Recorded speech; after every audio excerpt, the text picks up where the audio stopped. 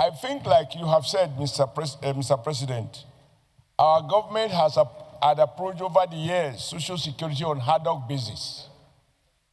And like you also said, billions of naira have been sunk.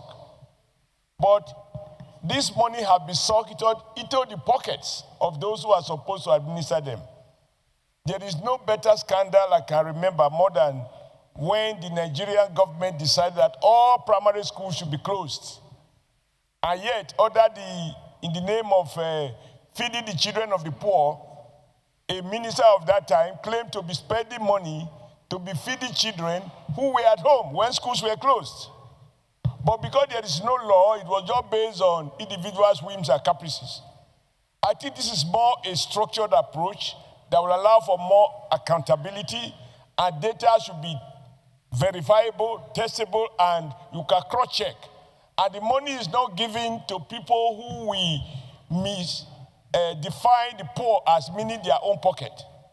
I think for me it's good. The only thing that we must agree, even at this stage, is that there's a lot of job to be done, even to define who is poor, not as it's defined here, 5,000 a month.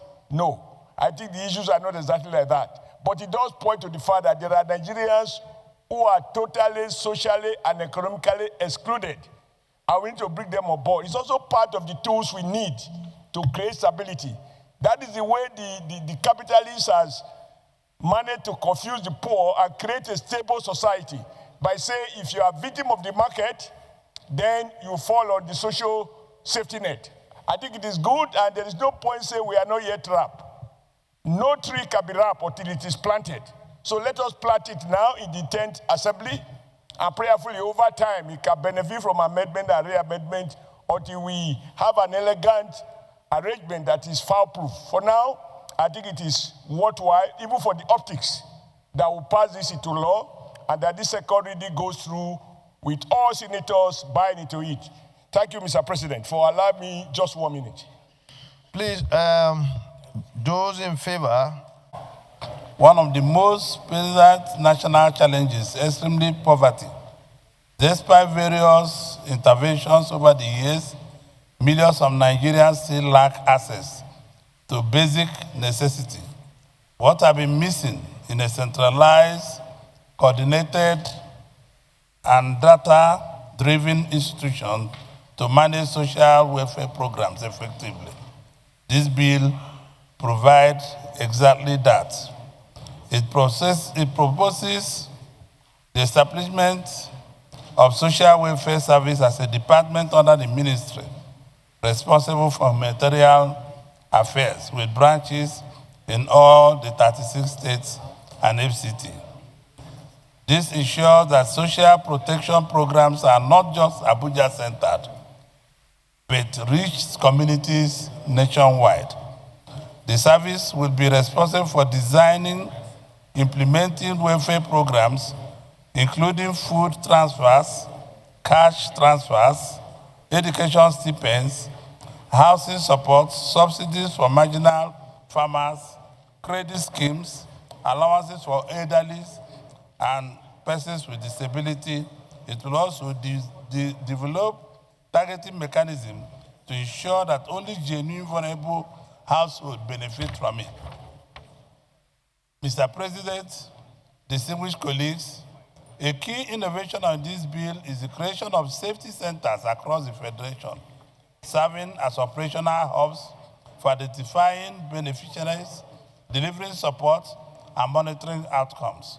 This bill mandates the maintenance of a register of beneficiaries and graduates, ensuring transparency and helping track the long-term impact on the programs. The bill clearly outlines eligibility criteria, such as households earning below 5,000 monthly, day laborers earning below 3,000 per job, low-income artisans, subsistence farmers, and residents of slums. This will help to eliminate political influence or arbitrary selection. Mr. President, distinguished colleagues, the administrative structure is also defined. The minister should appoint a coordinator within at least 15 years of experience in social welfare practice and proven integrity, supported by staff from ministries and civil service. This ensures professionalism and capacity. Distinguished colleagues, this bill represents a bold step towards building a modern, transparent, and sustainable social protection system. It aligns with global best and gives Nigerians a stronger institutional foundation for poverty reduction. I therefore urge my distinguished colleagues to give full support to this bill in the interest of national stability, social justice, and human dignity. Mr. President, I raise my case and allow you. Is my name. Mr. President, I rise to second the second reading of this very important bill, heavily sponsored by my good friend and brother, Senator Ojo Uzokalu. And let me commend him for coming up with this very revolutionary bill. In the past, several measures have been taken to alleviate poverty. But unfortunately, such measures have not yielded the required result. I could recall we have National Poverty Eradication Program, Nigeria Investment Poverty Reduction Program. We had Ministry of Trade and Investment sending out handouts to several Nigerians. So all this uncoordinated approach, Mr. President, distinguished colleagues, have not yielded the required result, as I said. To the extent that we have well over 70% of our population under extreme poverty. In fact, Nigeria has even been described as the capital of poverty in the whole world.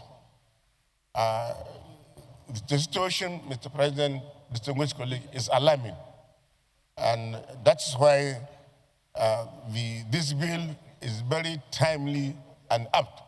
And I want all my colleagues to support it, because the 10th Senate will write its name in gold if we come out with a very strong legislation that will reduce extreme poverty in Nigeria, particularly in rural areas where people cannot get even 2 square meals a day. In fact, even a meal a day is difficult in some communities. So that's why all of us should support this bill. By so doing, we will reduce poverty to the barest minimum. I so support, Mr. President. Thank you. Borno North Senatorial District. Well, I am supporting this bill sponsored by my elder brother and a colleague in the House of Representatives as far back as 1992, though I am not a class of 1999. I'm not a class of 1999. I'm class of 1992. So, Mr. President, distinguished senators, this bill is very, very apt and germane, especially against the backdrop of the report of the World Bank that placed about 60% of Nigerians living beyond 70% of Nigerians living beyond poverty line. So what this bill seeks to do is to, by way of scientifically driven data, get data of Nigerians that are living beyond poverty line, and then devise ways and means of bringing them out of poverty, just like what China did in the early 80s, when there is mass poverty in China. China came out with a similar data-driven approach, and then engaged majority of its people in agriculture, thereby bringing out majority of its people out of poverty. So what this bill essentially seeks to do that, a department in the ministry that is given the legal mandate to get the data and then devise ways and means of bringing Nigerians out of poverty. Thank you. Senator Solomon Olamilekon Yayi. Mr. President, let me start by commending the mover of this bill. I want to say it is timely, and the intent and purpose of moving this kind of bill at this point in time is genuine, because you will recollect that successive administration have done so much in the area of social intervention. But this, as much as we try, there is no proper coordination. Sometimes some of these social intervention don't get to require destination or the set target because of lack of proper coordination. What this bill tends to achieve, among other things, is to ensure for proper coordination of our social intervention by setting up this social welfare service and to be domiciled in the humanitarian ministry. Mr. President, very distinguished colleague, it is clear that the key innovation of this bill is to creation of safety centers across the Federation, serving as an operational hub for identifying beneficiaries.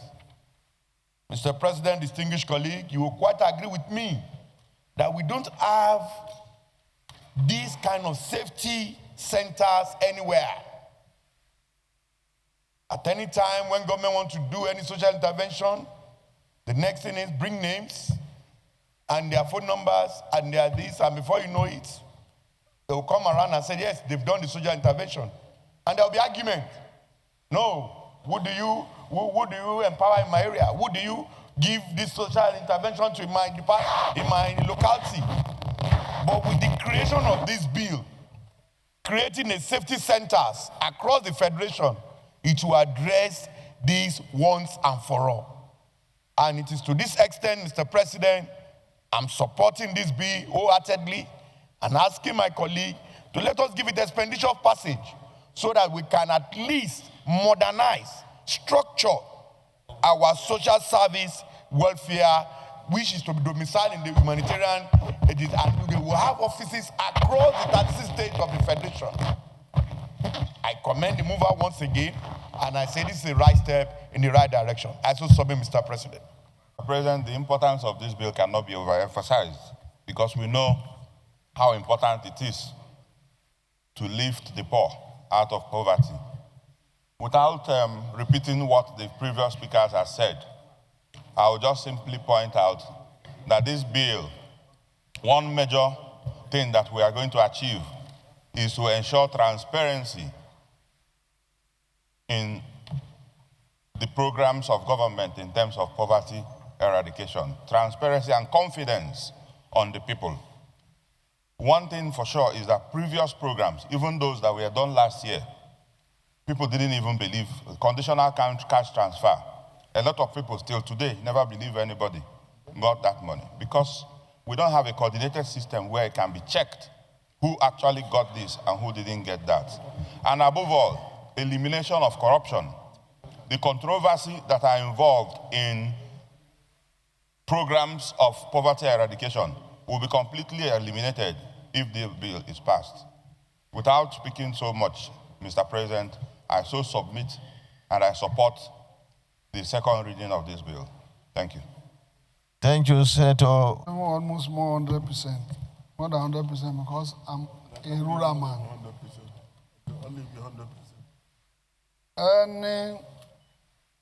Anything you want to do without carrying rural population with you is a failure. Because most of these people are so poor And there are more than 70% of all of us. Few of us that are lucky, we are here to decide on their fate. But if this social welfare bill is in place, that includes the governors and the local government, it will work so perfectly. What we have been doing in the past, the Senate, the House of Rep, they do the governors alone on their own. But if they are inconcatenated, everybody is in the same place, you will see that the federal government hope of getting to the root of these poverty-striking people, it will be over very soon. Whatever we do now, without taking them into this bill, and the bill is working on all of us, making it compulsory that we have to bring these people up from this level of poverty up, then we are in trouble. If we can bring them up, automatically Nigeria will be safe. Without that, let's. Thank you, I support my friend. Senator Fadahunsi. And God bless. Well, I don't think we need more debate on this. Please, let's have 1 minute because data. And data is one of the most important aspects of the statistics that we always produce when we are giving our economic activities, economic index.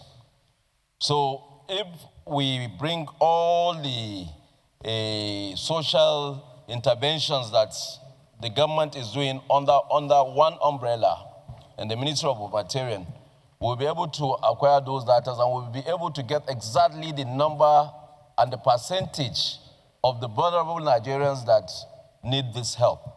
Because previously, when we take facilities from World Bank to support such interventions, most of these funds don't get to the vulnerables. It ends up somewhere. But where there is a statistical data which is aligned with our national identity and also the bank, synergize with the banks, it will be easier for these vulnerable people to be supported. So I support this bill, and I believe that we will pass this bill to the second.